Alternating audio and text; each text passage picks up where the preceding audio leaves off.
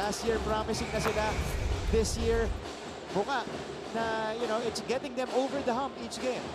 And I think a very great addition dun sa lineup na yun was Patrick Sleep. Oh, yeah. Na talagang ano, isang piece lang siya pero malaking bagay for Perpetual to potentially go all the way sa season natin na to.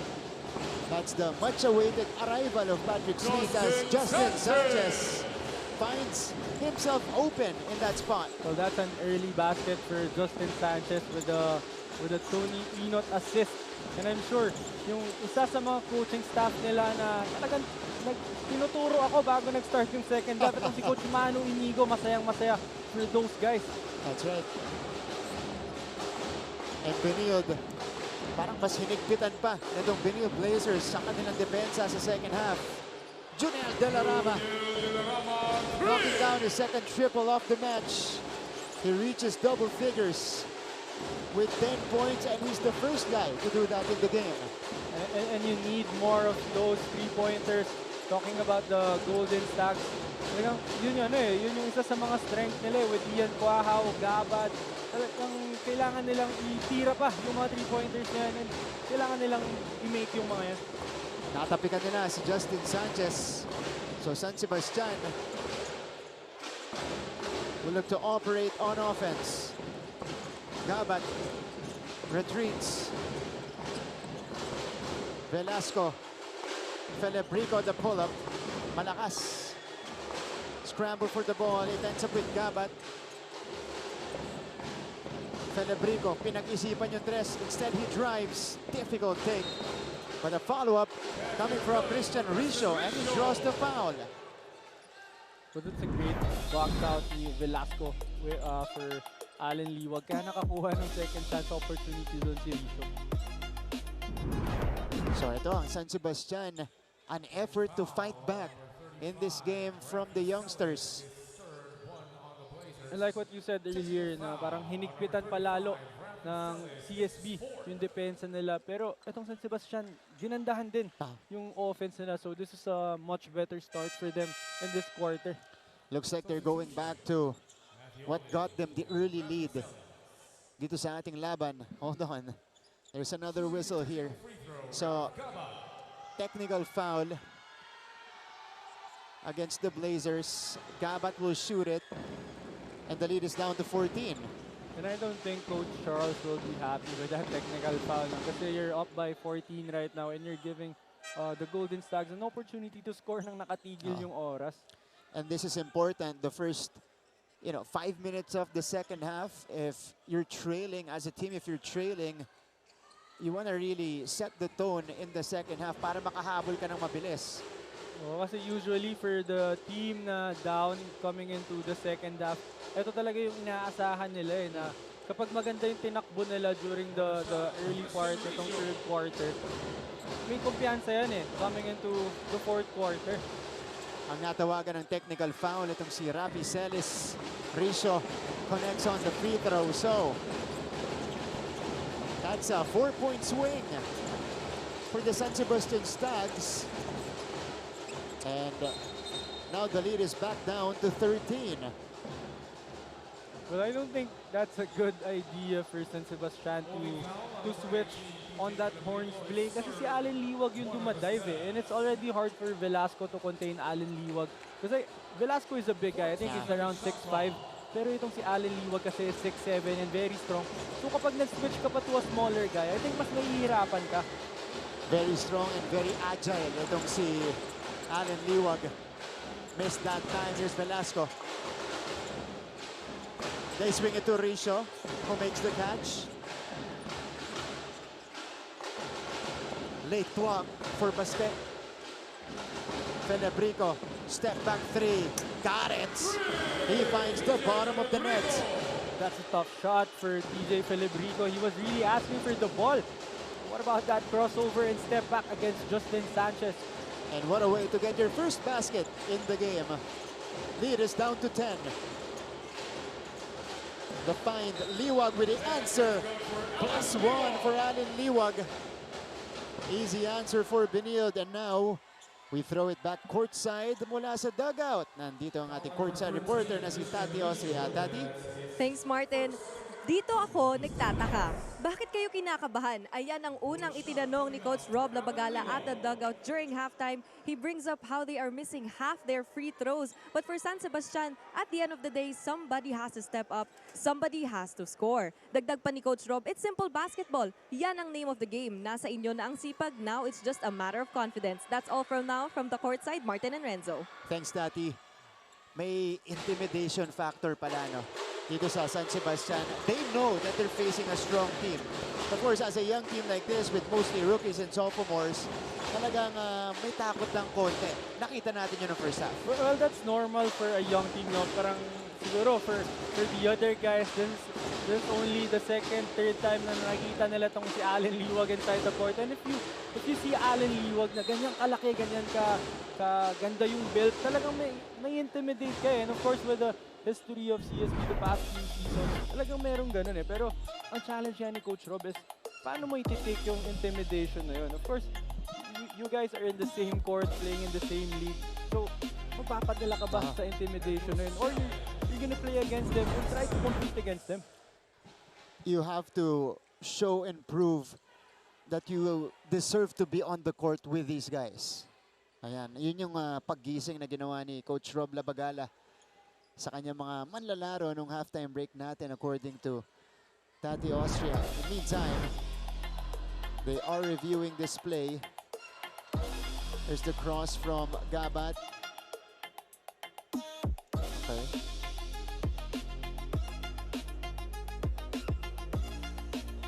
Ayun yung bigay kay Filiprico. Ito yung bangga. Close call though. Momentum, ang nag-break nung momentum ng bola, it looked like it was Ian Torres. But unclear if it also went through Filiprico. Well, the referee was right behind those two guys, kaya hindi masyadong clear. Ooh, okay. Pwede nga kay Filiprico rin.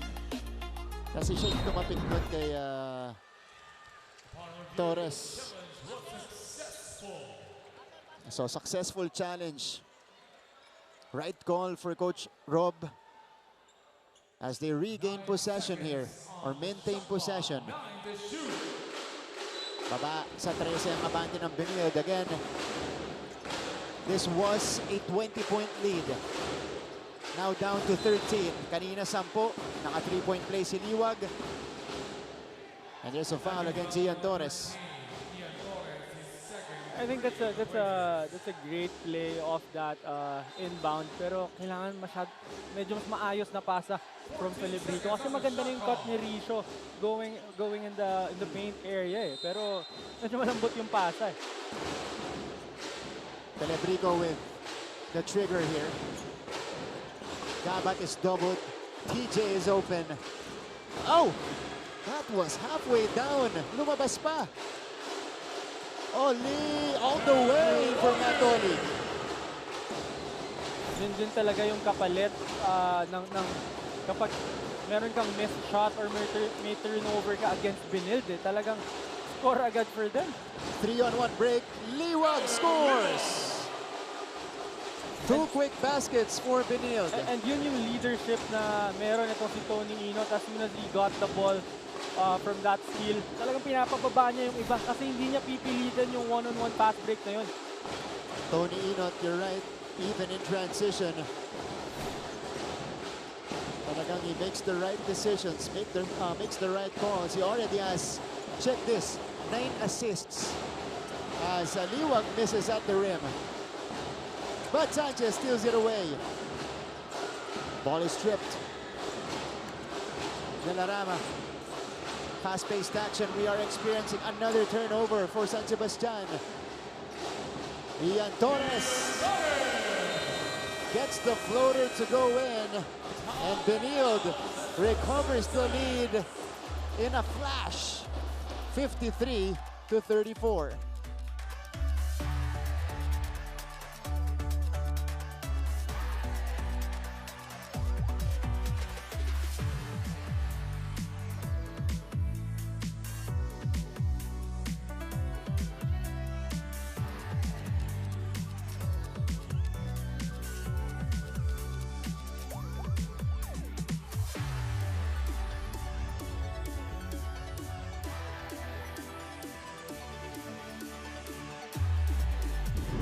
Balik sa ating laban, the Benilde Blazers. After a run from San Sebastian, here is the fight back from one of the best teams in the league. Matt Oli with a score in transition, stolen by Inot, and then Liwag finishing the break. Enzo, nagtuloy-tuloy na. Nag-avalanche na para dito sa Benilde Blazers yung puntos. Well, isa pang reason bakit mahirap kalaban itong CSB. Kasi kahit gaano kagandang run or kahit gaano kahabang run yung ibato mo sa kanila, sa experience na meron itong team na to, nakita na nila lahat yan eh. And na-solve na nila yan. So kahit gaano kagandang laruin mo dyan, hanggat hindi tapos yung laro, hindi titigil yung CSB. And nakita naman natin kung gaano ka-effective yung fight back nila doon sa early run ng San Sebastian na yun. Oh, Team Oli. Ayan family ni Matt Oli mula sa Pampanga. In attendance today. Meron pang party hats. Ayan, may props pa sila dito in full support. I think that's the reason why itong si Oli maganda yung nilalaro for this game. Early to three-pointers. Nung unang pasok niya pa lang nung first half. May extra motivation pa na. Itong si Matthew Oli. He has 8 points so far. San Sebastian really finding it difficult to break Benilde's press. Well, it's really hard to break that press, that zone press, ng ganito kahaba yung mga defender. And that delays San Sebastian's offense as Lumanag misfires. So yun yung epekto din nun. Late clock na, kaya itinira na ni Lumanag. Oh, wala na silang ibang nakuhang shot ng possession na yun kung hindi yung first open look ni Lumanag. So another stop for Benilde. Again, this is valuable experience for San Sebastian, but they gotta show some fight. Kung hindi, mas iiwanan sila ng Benilde dito.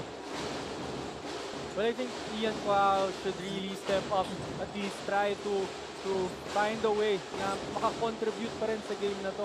Is back out on the court. Oli with the offensive board. Torres too strong on the floater. Ito na si Ian Guahaw. SJ Moore is tasked to guard Guahaw. Lumanag drives. Oh, saw the lane. And Lumanag scores. And yun yung sinasabi ko na respeto ng CSB for Guahaw. Si SJ Moore hindi na tumingin dun sa attacker eh. Talagang hindi na siya i-help. Talagang bantay sarado itong si Ian Guahaw. Lumanag. Bounce pass. De La Rama steps into the three. Too strong. Rebounded by, at least almost by Velasco, but it went outside. Let's check out what happened here. This was Lumanag. Yeah. Got the free lane that time around. Hindi kasi siya hindi na nag-help sa kanya para hindi malibre yung ibang tao. Yung stance pa lang ni SJ Moore talagang hindi na siya he-help eh. Nakatalikod siya doon sa attacker. So I think yun yung pwede ring gawin ng San Sebastian right now eh. Talagang atakihin nila yung side na kung saan itong si Ian Guahaw. Kasi hindi talaga he-help yung tao ni Ian. So we'll see. Una muna, kailangan ma-recognize yan ng San Sebastian. And once they do and they execute, dun pa lang mag-a-adjust itong Benilde Blazers. 4 and 12 left. And the third quarter. So San Sebastian now also applying the press. Shooting the technical free throw, Ian Guahaw. So it's another technical. Okay, this is the third one against Benilde. And I hope that technical free throw by Guahaw would get this game going. Yeah. Kasi for scorers like Ian Guahaw, you only need to see that ball going to that rim, tapos okay na eh. Yeah. Sometimes it's all you need to gain your confidence back. Sanchez, no. He follows it up. Wow. Justin Sanchez with the drive and the hustle. I think Justin Sanchez is most effective when he plays the 4. Talagang, kasi yung sa match-up mas mabagal sa kanya usually yung mga 4. Yeah, in that position, in the NCAA, he's a walking mismatch. Misfire by De La Rama. Ito na si Justin Sanchez. 3.5 to go. Sanchez this time going to his left. Recognizing na itong si Nepasena is a lot slower than him, kaya inaatake niya to every single time. Sanchez coming in as the league's #1 scorer at 19.2 points per game. Now he has 10 points. De La Rama fading away. Nice move. Just couldn't buy a basket. Well, yun lang talaga yung mga available na looks para dito kay De La Rama and kay Quahao. Talagang contested lahat. Grabe itong dinidepensa ng Benilde. 20-point lead anew. They tie their biggest lead, talking about the Blazers. Velasco. It's still with Leo. Ball is tapped around. 5 to shoot. They need to take. Velasco drives and he scores. Timeout. On the floor, si Coach Charleston tumawag. They're well ahead. 57-39.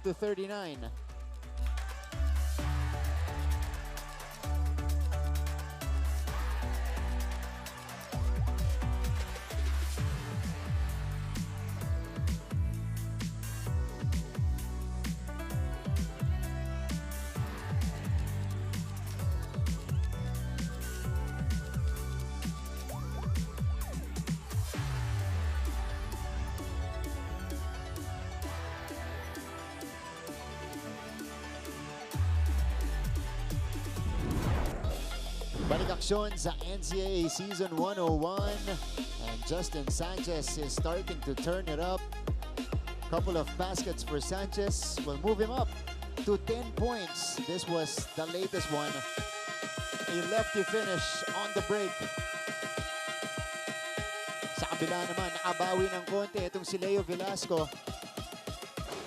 He was able to beat the clock that time around, driving against Sumali. Well, again, for CSB, if you have a 6'4", 6'5" guy who plays the 4 spot, pero merong guard na skill set, talagang, like what you said, walking mismatch para dito sa NCAA. So ang score po natin, 57-39. Naibaba na nung simula ng quarter natin ng San Sebastian yung abante sa 10 puntos. But Benilde just roared back. Oli is being pressured. Sanchez has it. Sanchez against De Leano. Could not finish. He gets his own miss. And another follow-up for Sanchez. And I think ito yung naging adjustment ni Coach Rob, no? Talagang nilabas si Nepasena and pinasok si Deliano to match the speed of Sanchez. Pero yung rebounding naman, I think yun naman yung advantage ni Justin Sanchez right now with Deliano. Yeah. Sanchez with 12 points already. It stays with San Sebastian. So we have the youngest Deliano brother. Is he the youngest? Hindi ko may kasunod pa eh. Oh.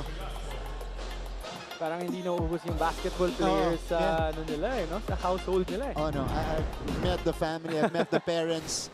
They really celebrate basketball in their family. Yung mga kuya, si Juan, si Javi, Joe, pati si Jordy, and shot clock violation. Benilde locking it up defensively. And going back to the Deliano family, nandito rin si Jordy sa San Sebastian, serving his residency right now. And we'll expect to play next season. Si Jordy, of course, came from UPIS, is known as a shooter. He's 6'4", 6'5", but he's a shooter. Yun talagang laruan niya. Oh, wingman din siya eh. Yeah. Unlike itong si Jaime na parang stretch 4, which is shooter din, pero big man kasi. SJ Moore skying for the board, and he puts it back in. So there is really nothing you can do kapag nakabuelo itong si SJ Moore for that offensive rebound. Kasi yung busy sila na i-box out itong si Sean O'Malley. Kaya wala nang nakakita kay SJ Moore.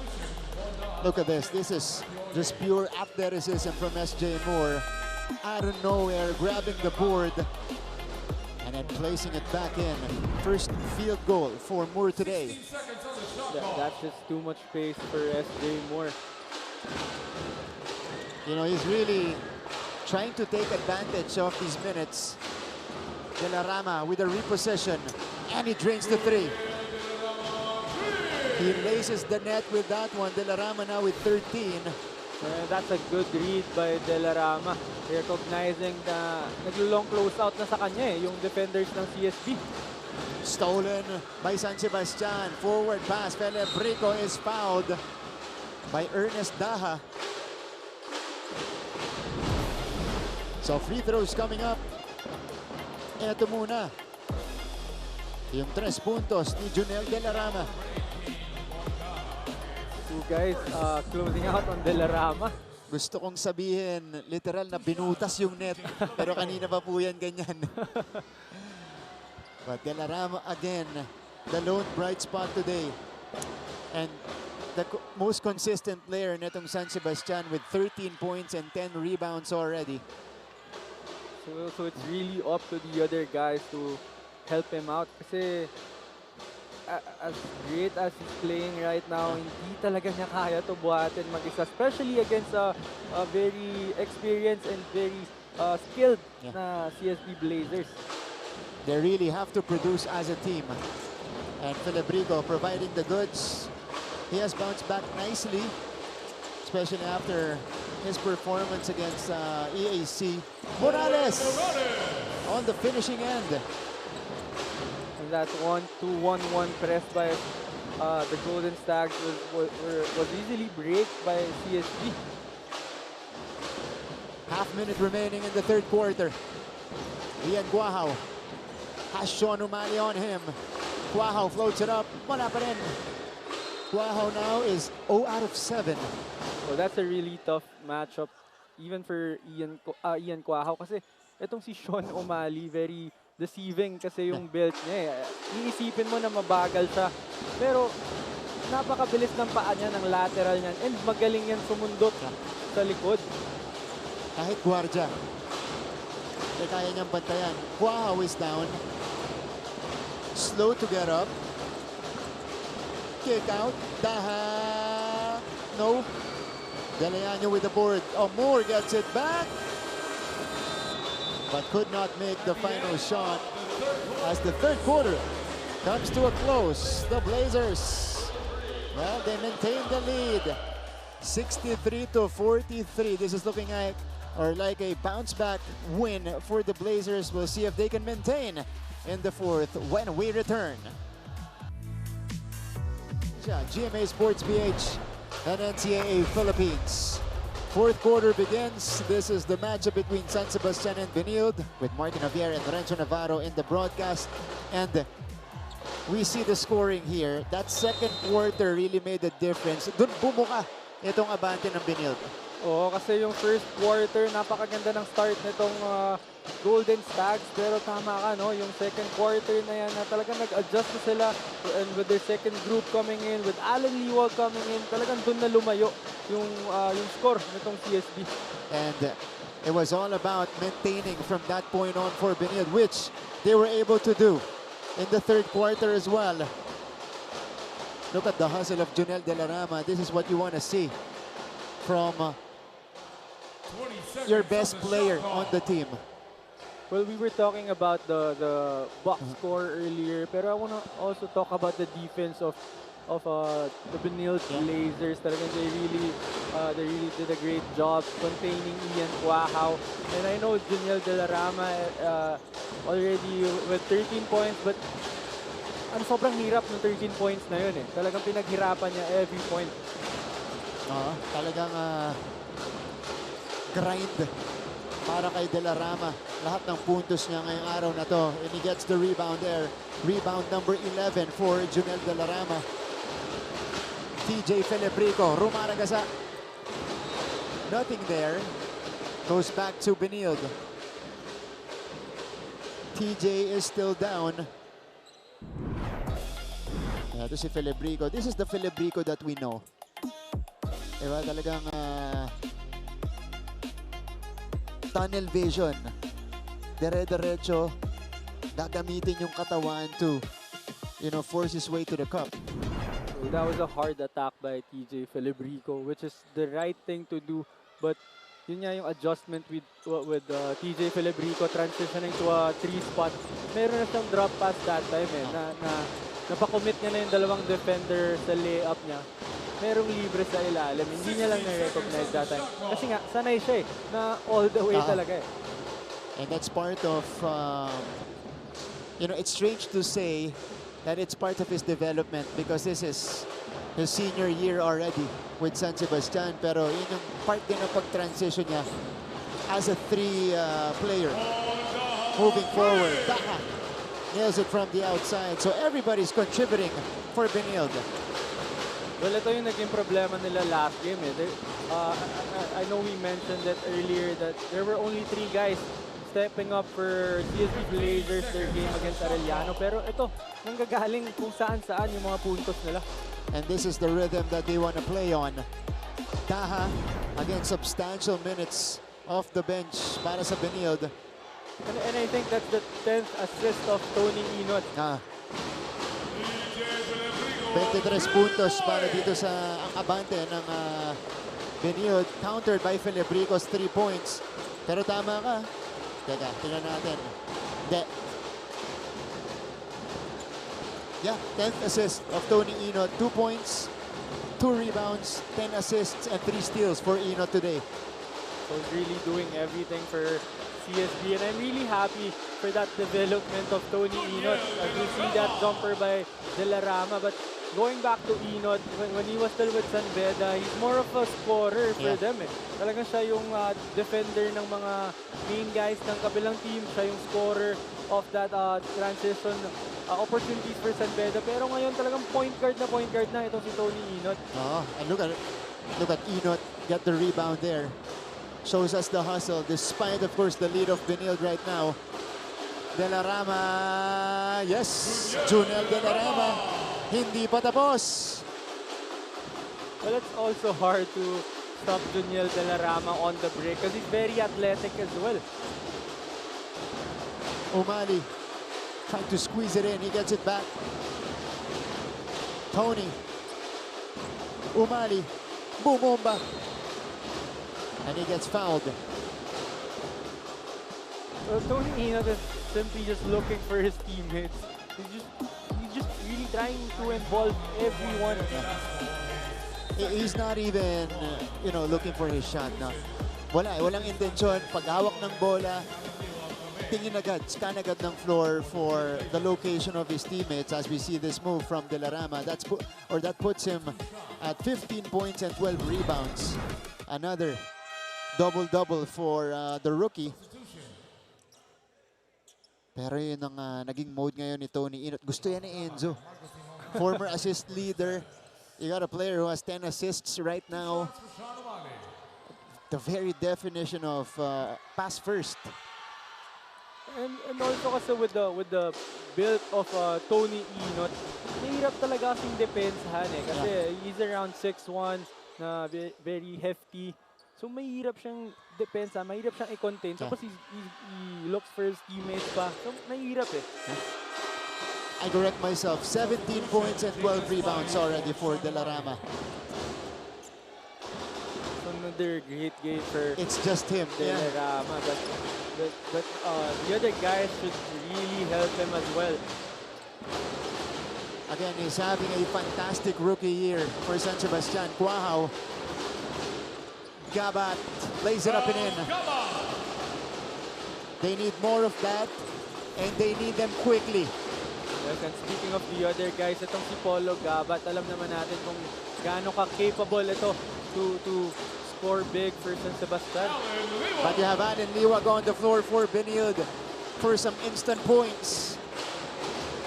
And this is gonna be scary for the rest of the league. No? Talagang nakabalik na itong si Alan Liwag. And I don't think na kailangan niya pa ng ng break-in kasi okay na siya. Tony, bounce pass. Liwag slams it down. What about that between the legs na pasa nito ni Tony Inot?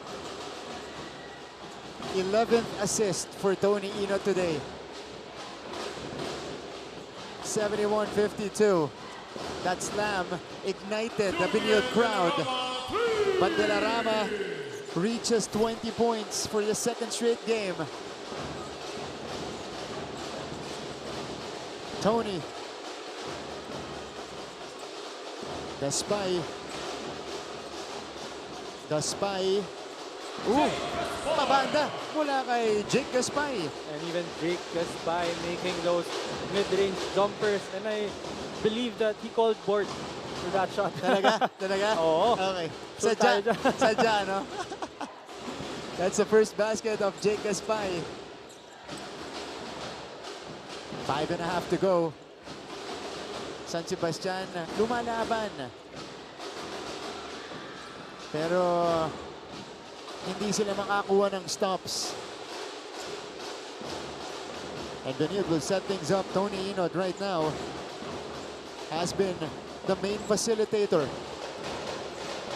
Tony turns it over. Forward pass. Quahao is against Sanchez. And Justin just let Quahao go that time around. And that's big for Quahao kasi kailangan niya talaga makita na pumasok yung bola sa ring. Kasi makaka-apekto yan sa confidence niya. First basket for Ian Quahao today after 10 attempts. Justin Sanchez, we've seen several of that from Justin Sanchez. First take Mintes, kukunin niya ulit, tsaka ipa-follow up. And I know I said earlier na pinaka-dangerous itong si Justin Sanchez when he's playing the 4 spot. Pero he's playing the 3 spot right now. Same effect lang. Yeah.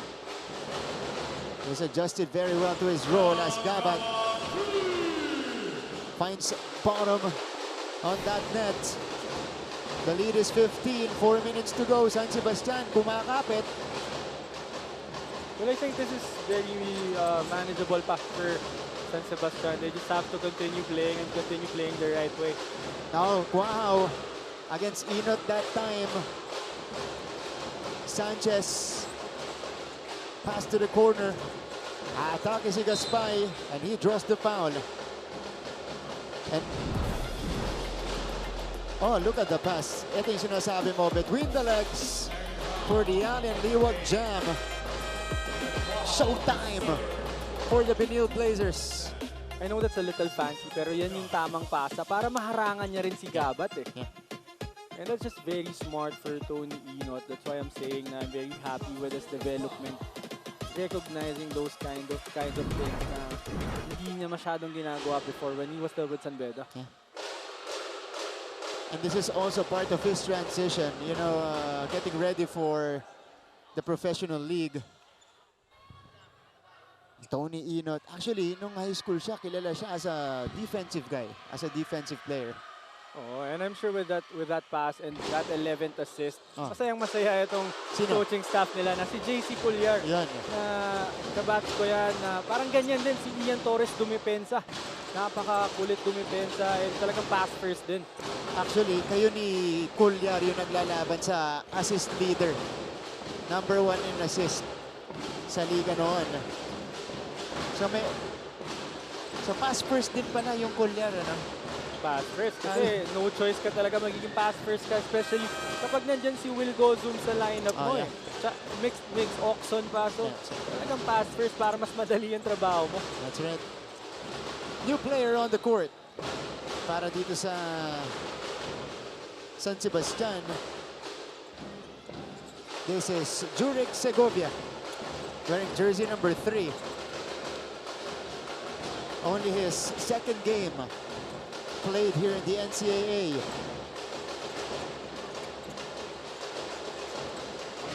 And I think the struggle continues for Ian Quahao, no? Talagang nahirapan na siya mag-recover.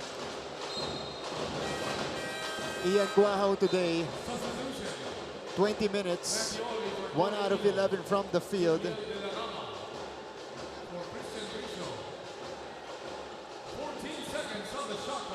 And only 3 points in the last 2 games for Quahao. He has gone 2 out of 20.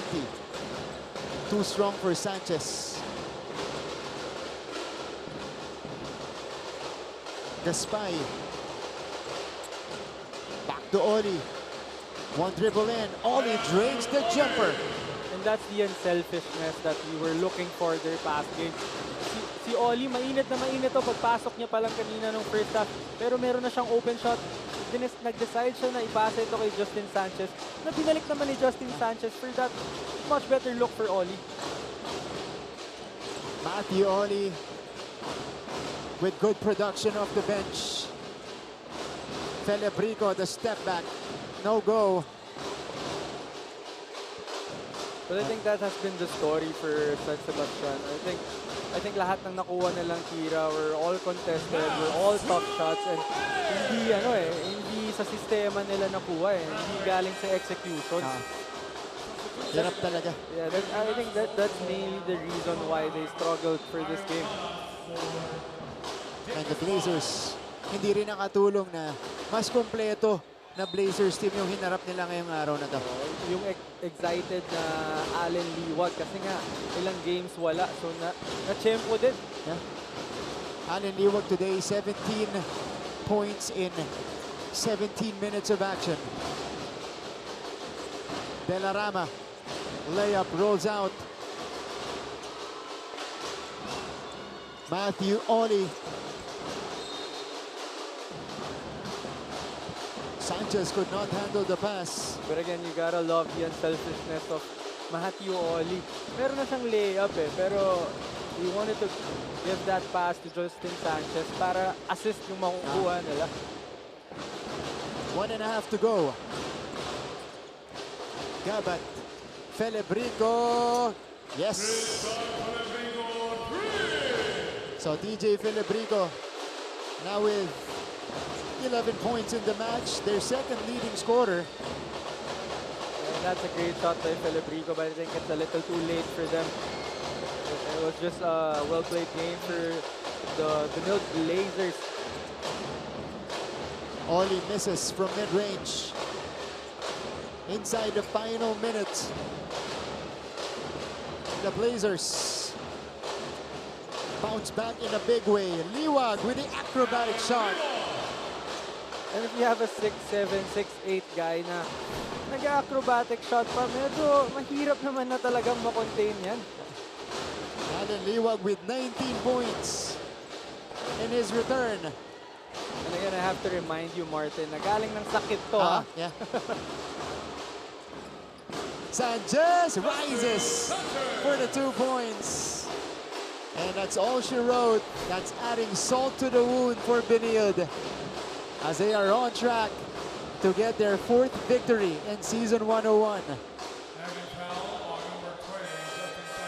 And we also have to give a shout out to Matt Oli, who has produced very well for Benilde. 10 points, 2 rebounds, 4 out of 8 from the field in front of his family, who is here in Phil Oil, came all the way from Pampanga to support him. Oh, and itong si Matthew Oli is just a good compliment for those guys like Justin Sanchez, Allen Liwag. Talagang it just makes it a lot harder to contain those guys kapag meron ka pang Matthew Oli na iisipin. That's right. Taha fouls Felebrico. Final touches of this game, TJ. Di pa sumusuko para sa San Sebastian. Good bounce back from TJ today. 11 points. Struggled from the field, but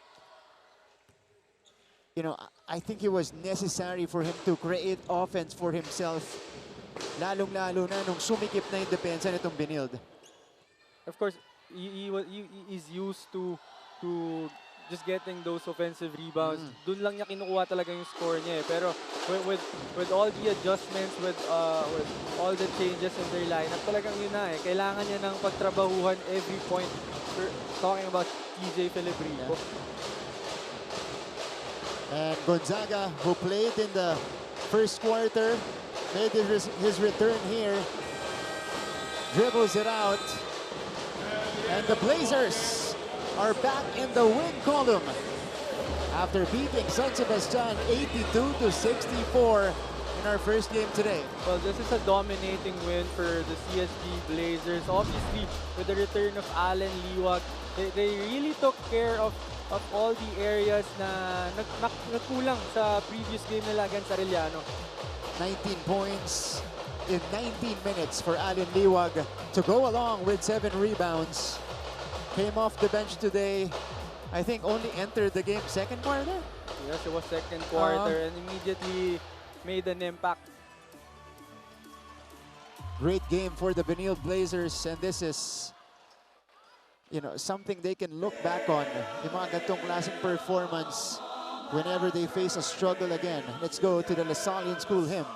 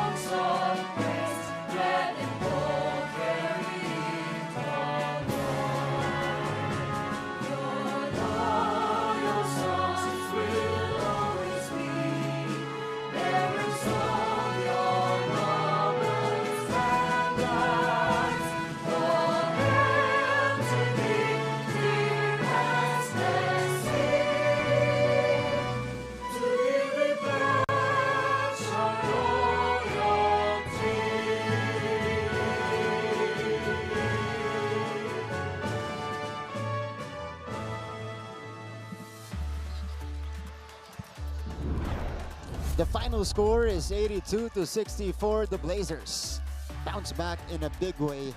And again, they beat San Sebastian here, but we're not yet done. We're just beginning our post-game discussion. When we return, we'll talk to the winning head coach and we'll meet our best player of the game.